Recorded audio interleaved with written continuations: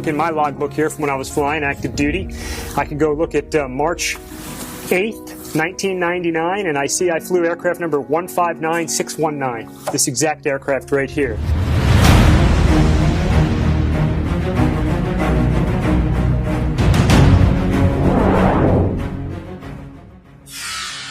It was a very dark night out in the middle of the ocean, and no horizon that you can see, so you have to rely on your instruments. We were a wingman, so we were flying in formation, but as you come back for a night trap aboard a ship, they stack you up behind the ship, and one comes down at a time, about one every minute. We had gone over into our stack, and we were just waiting for our turn to come down the chute, as we call it, and land on the carrier, and the whole jet shook violently, like, and went completely black. It was a total electrical failure. The jet's still flying, the engines are still running. We have steam gauges, we call them, some of these things right here that do AOA and pressure to tell us our airspeed. But we had no electronics, nothing that we really need to land aboard the carrier as a solo. So we had to think quickly, couldn't talk on the radio, had no radios. So we went and found our wingman, we knew where he was, we could still see him flashing, but he didn't know that we were Nordo, and we had no electricity, we were completely black, no lights. These are strip lightings that we would use for flying at night up real close, but none of our lights, none of our collision lights, none of our position lights were working. So we got our flashlights out, we flew near him because we could see him and showed him our flashlights till we were confident that he could see him and we could approach closer. And so we flew formation on him. Penguin did an absolutely outstanding job. We had our flashlights on, we could see our instruments. We flew formation all the way down the chute, so you're looking at an aircraft right next to you while you're flying down. And then right about 10-15 seconds before landing, black night, no horizon, they flash their lights in the lead aircraft, they pull away, and you transition to the aircraft carrier. You got some rabbit lights, you got a meatball that tells us what angle we're coming in to land, and about the time that I'm telling this story, we trapped aboard the carrier safely. Wingman was up ahead in case we boltered, as we call it. We missed a wire, we took off again, we could fly formation on him again. But we trapped, and I tell you, that's the most adrenaline I've had in my life. I didn't sleep well that night, you know, your body's shaking a little bit. But she brought us home.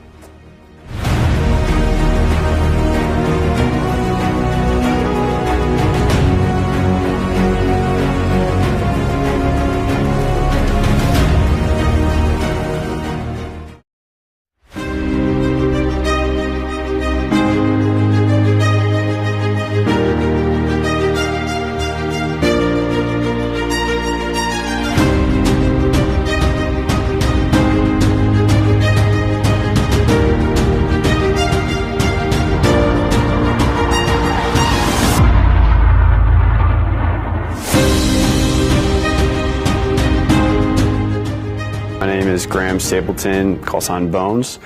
My grandfather was a pilot in World War II.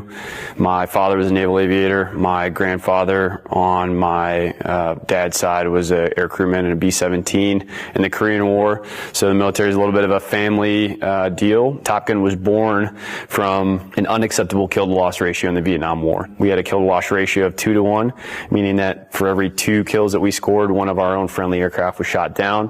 When the first graduates came back to the Vietnam War, that kill-to-loss ratio went from 2-to-1 up to 12-to-1, and it helped turn the tide in the air wars. I think Hollywood has done a number on what people think that Top Gun is all about. I think everybody here is very invested in teaching to make sure that we can win in combat. To me, that is the most important thing, that all of the instructors that I work with, they are less concerned with the glam and everything and more concerned with how can I be the best teacher that I can to ensure that this person that I'm training for 13 weeks, I have 13 weeks of time to train them. How can I make them as lethal as possible so that they can win in combat when the time comes? That is what having the patch means to me, is that you are a gifted instructor and you can teach people that come through these halls so that they can be a force multiplier when they go back to the fleet. So we're teaching the teachers who then go out, teach everybody how to be better at tactically executing aerial combat or air-to-surface employments. By creating somebody who is very talented and who also can teach very well, that person can then leave the course after having learned all that information and go out and teach other people and make the entire fleet better. So you never know who's going to be called upon to take that shot. You need people that are focused on warfighting and teaching everyone so that the entire level of the fleet gets raised so that we can win.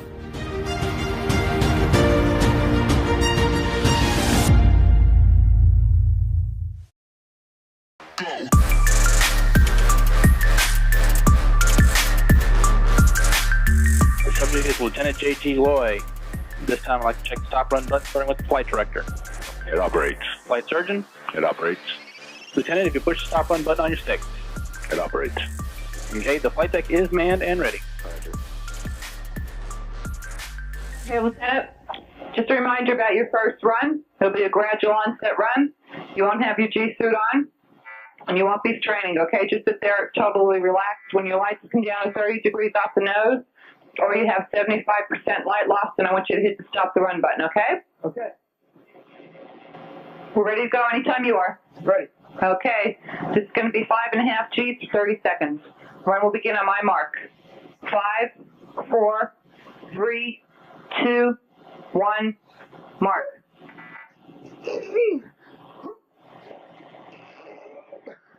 Okay, hold it for 3 seconds. 1, 2, 3. Okay, you're on top. Look off, look for some light loss. Try to hold that air in.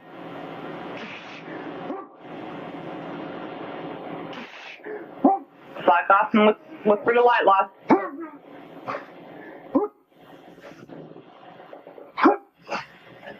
Okay, relax, you're down.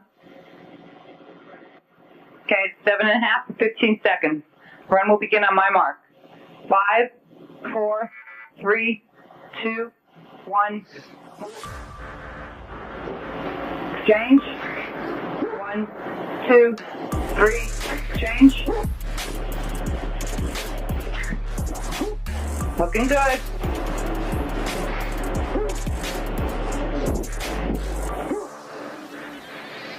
Okay, keep training and relax. Good job.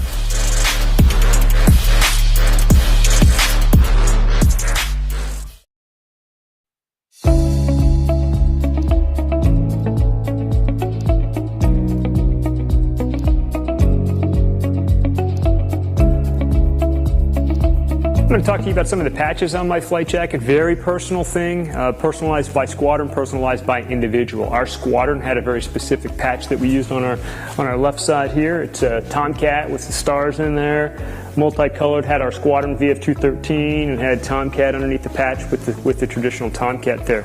Coming across right here is always the same thing. It's your warfare designator. Here in my case, a set of Naval Flight Officer wings. I've got my name on there. The squadron designator is always over here. Some folks that flew in multiple squadrons, you know, they'd stack up their patches right on top of them. Pretty cool. Over here, a standard patch we wore on our flight suits for the Black Lions. This is a nice big triangle patch with a Tomcat on it. And then I've got 2 more here that are my personal patches for traditional, when you get 100 traps or a Centurion on a carrier, you get a patch. And so I have 100 traps on the Kitty Hawk for my first cruise, and I got 100 traps on the Carl Vinson for my second cruise. All right, so you see them talking in the movies with their mask off. It's not going to work. So you're looking at a mask that I flew for all my flight hours I used. It's got a microphone right on the inside as oxygen comes through the tube. It's connected to the jet. Also has the electronics for communicating through there. So if this thing's just hanging out, it's very loud in the Tomcat, it wouldn't work. So if you did have it hanging off on one side, you'd just push it up with your elbow, stick it over your face, make your radio call, and then let it hang back down. Little B-roll action while I'm talking here. So this is nice big cutout here for visibility. So if you're looking for somebody, you're looking out, you get very good visibility everywhere on here. You know, like I said, if it gets sunny, you put it down. If it's not, you can put it up. All right, after a great flight dogfighting, tearing into somebody, training, flying fast, pulling G's, having a great time, you get back to the paraloft, you got to get everything off.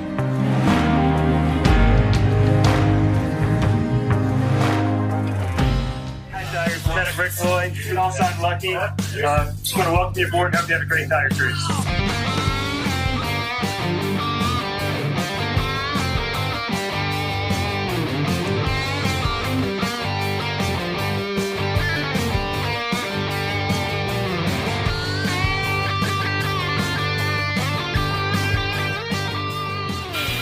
Go Black Hot.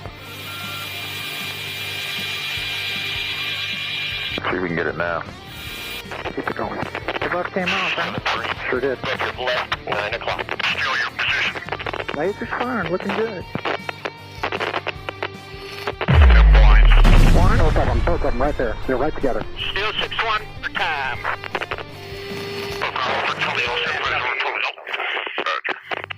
Woo, baby!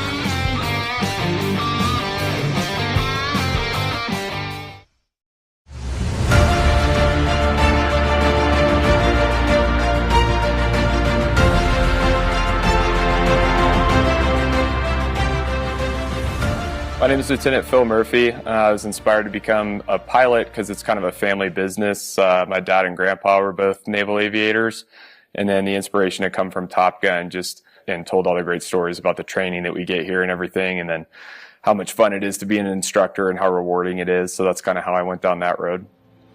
In terms of graduating students that meet the bar here to earn the Top Gun patch, all of the instructors work to an extreme level on a day-to-day basis to make sure that all of our students will graduate at the appropriate level. So it takes a ton of work from every single instructor on staff in order to ensure that every single student graduates at that bar. Brotherhood, camaraderie, teamwork, all things we're very familiar with here.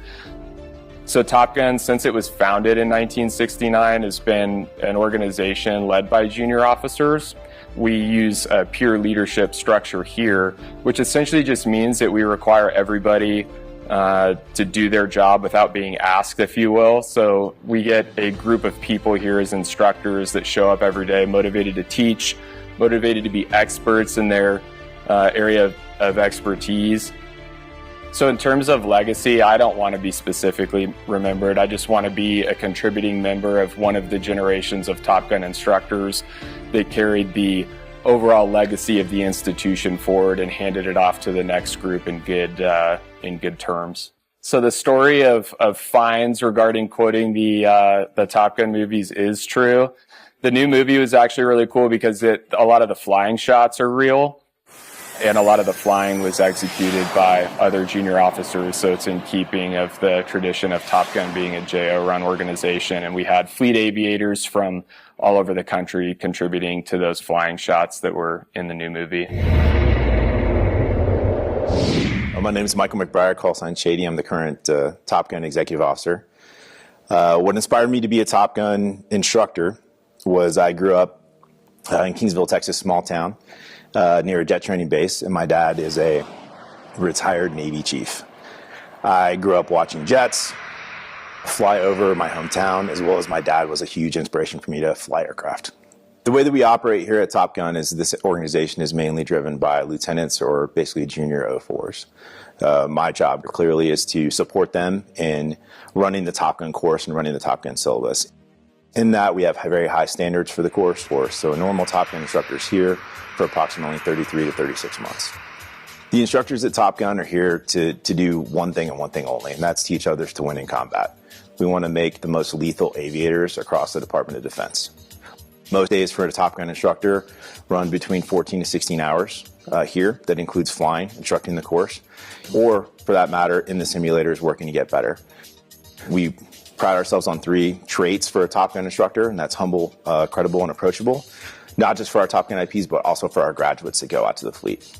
I think there is a brotherhood that definitely exists, and I think that comes from having a very high-functioning culture with top-performing individuals coming in every day and working with kind of the best aviators in the U.S. Navy drives you, motivates you, obviously, clearly to be better, and sets a culture of almost kind of like continuous excellence or continuous pursuit of perfection in everything that we're doing with respect to like aerial combat. I think that the new movie Maverick that came out, I think some of the flying scenes in there were incredible. They were flown by actual lieutenants and fleet aviators. which is important because in the U.S. Navy, that's where all of our talent is. That's where we push it to. Those are our leaders. Those will be our combat performers. So the fact that they had the opportunity to participate in that flight and fly the actors, I think, was a very unique experience and not something that we've seen, more so than the previous movie that actually took place. So I think they did a very good job with it.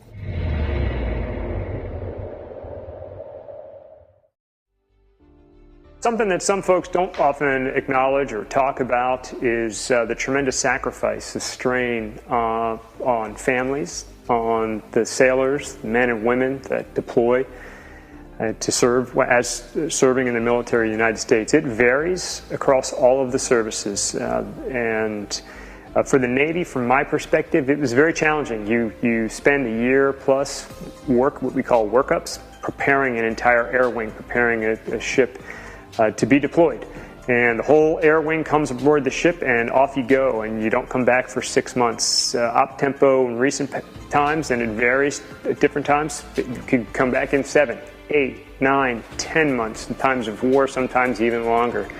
And that can create a tremendous strain on families. Without a network, without a support structure from Americans like yourself, that can write letters, send care packages, just let the warriors that are out there sacrificing for the freedom of the United States, let them know you're there for them and you care about them, and that means everything. My name is Jamie Jameson, and I'm the museum manager at the Florida Air Museum. So I grew up, I'm a military brat. My dad was in the Navy, so some of my earliest memories are watching movies like Top Gun and going, oh, there's Dad. There's Dad. Every character was Dad. And then going out to the runways at North Island in San Diego and watching the aircraft take off and land and waving at the pilots. So the sound of the aircraft, even it's kind of funny, the smell of the oil, all of that brings back memories of my childhood and just makes it feel like home when I'm here. I've been with the Florida Air Museum for about 3 years. I started in September of 2017. The museum itself is made up of a collection of assets. They're either artifacts that belong to people or individuals, but really help to tell the story of aviation in the state of Florida. I love having student groups in here. We talk about a pilot named Ruth Elder, and she was a female pilot from Lakeland that tried to make the first transatlantic crossing before even Amelia Earhart does. So it's really fascinating to kind of weave into those stories that aren't really well known, but that emphasize the role of aviation in the state of Florida. So my favorite plane on property, oh, that's like asking who my favorite child is, but my favorite plane that I kind of come to time and time again is Loving's Love.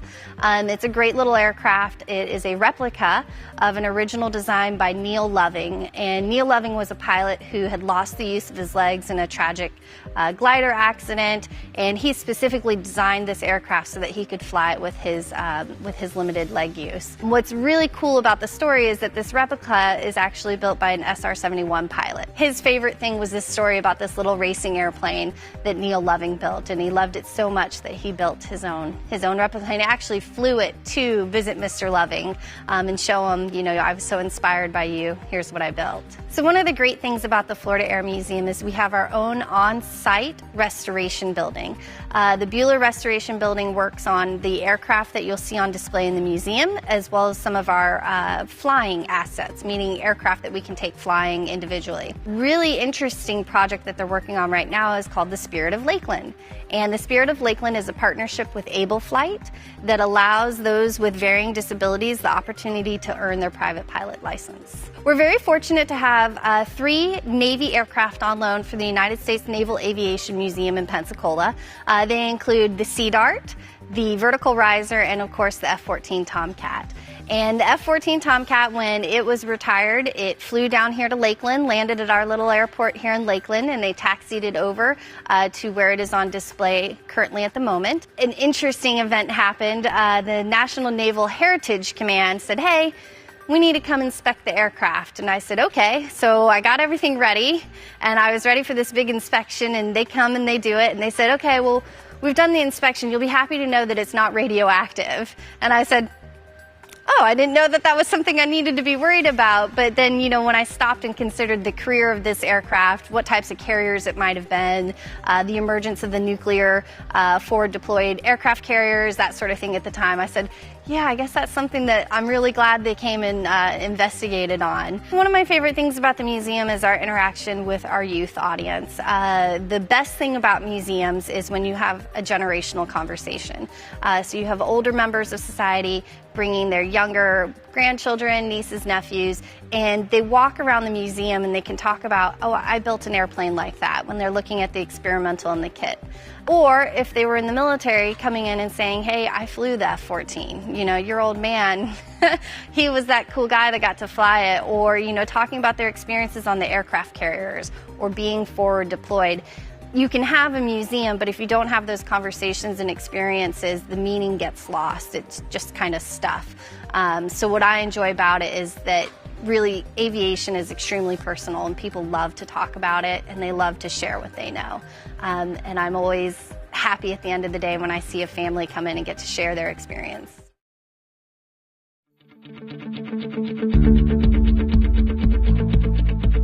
One of the nicknames they gave the Tomcat over the years was the turkey. Because it's got these big wings, swings out, it kind of looks like a turkey flying down low. So if Tomcat's a turkey, as is affectionately known, these are its turkey feathers. So this is the exhaust section of the engine, and this exhaust area can close and open as a function of whatever the throttle setting is. So when you're subsonic and you don't have the afterburners going, these things will be closed up in a nice tight circle here to continue to accelerate that airflow outside of the back end here. And this whole big section back here in the engine that you're looking at, you know, from here halfway forward there is an afterburning section, pretty much throwing raw fuel into the back end, lighting it off, call it the afterburner or the blower, or light the cans as we like to say. When we do that, these turkey feathers open up because as you light those cans, that airflow ignites and becomes supersonic. In order to accelerate supersonic airflow, we're actually going to do the opposite of what you'd think of as a nozzle like on your garden hose, and we're going to open up. And this opening, this larger area by about 10%, is going to accelerate the airflow out the back, giving you even more efficiency using the afterburners. Tail hook, it's sitting tail hook right here. This guy sits up when you're flying around, but you'd put it down. You know, right now they've got it wired up for safety, but it would come all the way down. It's held down by some snubber pressure, and it's what grabs the wire when you're landing on the carrier. We also have a dump mast right here, and when we needed to, you needed to get down to max trap, or the maximum amount of weight you could have when you're trapping aboard the carrier. You'd have to dump some fuel sometimes, and so we could dump a lot of fuel out of this dump mast. Fortunately, in the Tomcat with its afterburners, we could burn gas faster than we could dump gas. So why would you use a dump when you can just burn it up and have some fun and go fast, which is what we normally do. I feel like I can fly this thing now. You've given me that adrenaline rush. It's a beautiful bird, and it's amazing that coming back and standing next to one after so many years. Just brings back so many fond memories. I'm glad we could share them. My name is Ed Young. I'm the Executive Director of the Aerospace Center for Excellence. The Aerospace Center for Excellence is the 20-acre campus on the south end of the Lakeland Linder International Airport, which includes the Florida Air Museum, the Central Florida Aerospace Academy, the Tom Davis Educational Center, the Piedmont Laboratory, the Bueller Aviation Restoration Center, and a fully functional 727 classroom. The Florida Air Museum is dedicated to aviation in Florida. It's actually been declared by the state of Florida to be the official aviation museum and education center. We try to collect artifacts that are related to Florida history. The Bueller Restoration Center is directly across the street from the Florida Air Museum. In April of last year, we received a giant box with hundreds of parts in it, and we are now constructing an aircraft. And that aircraft is being specifically designed to help people with disabilities, particularly paraplegics and quadriplegics, learn how to fly. The program that we're using, Able Flight, has put wings on over 100 pilots so far that have disabilities. The great thing about the program is that when you're in the air, you are simply a pilot. You are not a paraplegic, you're not a quadriplegic, you're a pilot. And the avionics are mounted into this and then mounted to a TV bracket. So basically what you can do is come up with your wheelchair, position yourself, put yourself in the aircraft, and then pull the avionics panel back across to you. There's also a bar right here that it's not back from the metal shop, but there's a bar right here that controls the rudders. That way, if you don't have use of your legs, you can still control the airplane. And then there's a center bar that controls the ailerons So everyone who works in the Florida Air Museum has a different specialty or different interest. As it happens, I'm an aviation historian, and I love the ones that are tied deeply to history, including the Baby Laird, which was built in 1913 by Matty Laird, who became one of the most innovative individuals in terms of the golden age of aviation. He hired a few people that aviation people are familiar with: Clyde Cessna, Lloyd Stearman, and Walter Beach. The International Council of Air Show Performers has their Hall of Fame here. There are air show planes. In fact, there's an air show plane right above me, the Red Baron. I do love the Baby Laird. Matty Laird was absolutely essential in terms of Kansas aviation. Kansas is actually considered the air capital of the world because so many of the aircraft are still produced there. 85% of all of the general aviation fleet are still produced in Kansas. Well, Matty Laird, he was crazy if you think about it. He took parts off of a bicycle. He took a glider wing that he had, he put them together, and at the time, in 1913, he was earning $300 per flight, which is about 10 grand a day just to fly that thing. Katherine Johnson borrowed his next version of that called the Bone Shaker, and she flew it in China and Japan and really convinced people in that part of the world that that was a legitimate way to travel. Air travel was going to be the next big thing. I do love that plane. I climb in it every time I get a chance. The other really super cool one, the Ford Flivver back there. So Ford really had this notion that they were going to create the Model T of airplanes, and they did a Ford reliability tour in 1926, 1927. They really thought that plane was gonna be parked in everybody's garage. The Pete and Pull, I love the Pete and Pull. So originally, when they built the Pete and Pulls, they used Model T engines, and the radiator would sit in front of you. So you had to land it by guess, by feel, by looking out the side of the plane because the engine was right directly in front of you. That plane flew in here, and all those awards that you see in front of that plane were awards that plane won because it was so cool. The design was so neat. And it was so true to the history. But that's a pretty amazing plane. The Florida Air Museum is a unique collection of specifically Florida items and then a little bit of militaria.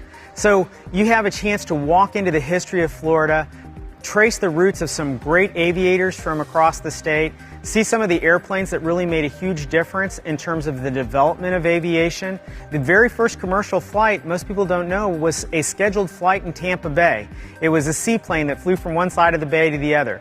Florida has been incredibly important in terms of aviation because we have so many good days of the year to fly. The reason that the Space Center is here is because this is an awesome place for aviation type weather and aviation development. At the end of the day, he's used to going 750 plus miles per hour. And now we're going to take a little ride on your little SR-20.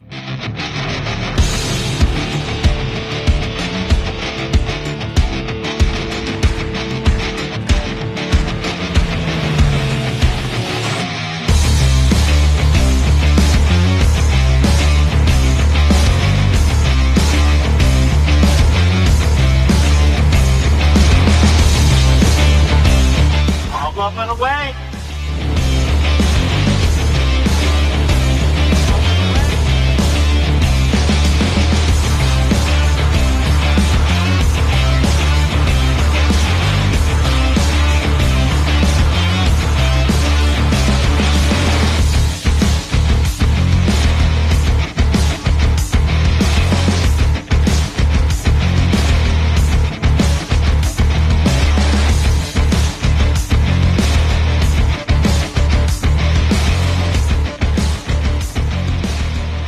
And the only reason I like riding, or I'm willing to ride, on a single-engine aircraft like Cirrus is because it has a parachute.